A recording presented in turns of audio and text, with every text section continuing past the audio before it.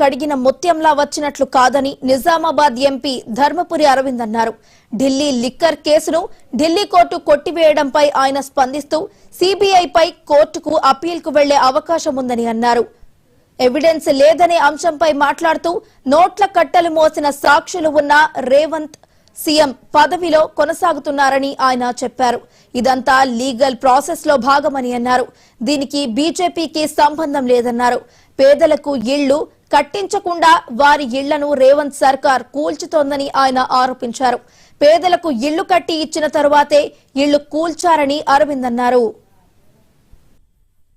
Evidence ఉన్న సంచులు మోసిన ముఖ్యమంత్రి కూడా ముఖ్యమంత్రి స్థాయిలో మోస్తున్నారు. మరి ఎవిడెన్స్ ఉంది కదా, ఎవిడెన్స్ ఉంది కదా. సంచి మోసే, కట్టలు తీసే, టేబుల్ మీద పెట్టే ఇంత ఎవిడెన్స్ ఉండి కూడా ఇలా బయటనే ఉన్నాడు, ముఖ్యమంత్రి స్థాయిలో ఉన్నాడు. So it is legal process, it will take its own course. BJP has nothing to do with. CBI May move to hire.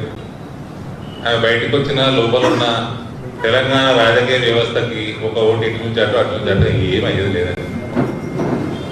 ఇర్రిలెవెంట్.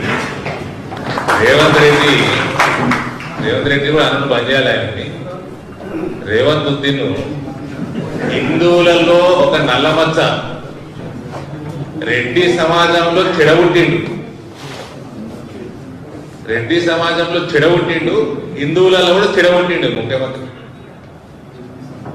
ఈ అక్బరుద్దీన్ హిందూరు గడ్డ మీద వచ్చి మొన్న జరిగిన ఎన్నికలలో రెడ్డి అయినా రావైనా అని కులాల పేర్లు తీసుకొని, రెడ్డి పేరు తీసుకొని, కుల పేరు తీసుకొని వీళ్ళందరూ కూడా విషపు పాములు అని అన్నాక కూడా ఈ మునగాడు 4 అడుగుల మునగాడు కనీసం రియాక్ట్ కూడా కాలేదు.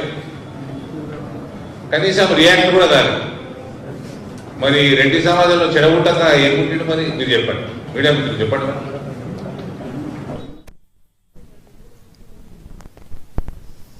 తెలంగాణలోని అగ్నిమాపక శాఖలో నెలకొన్న సౌకర్యాల కొరతపై హైకోర్టు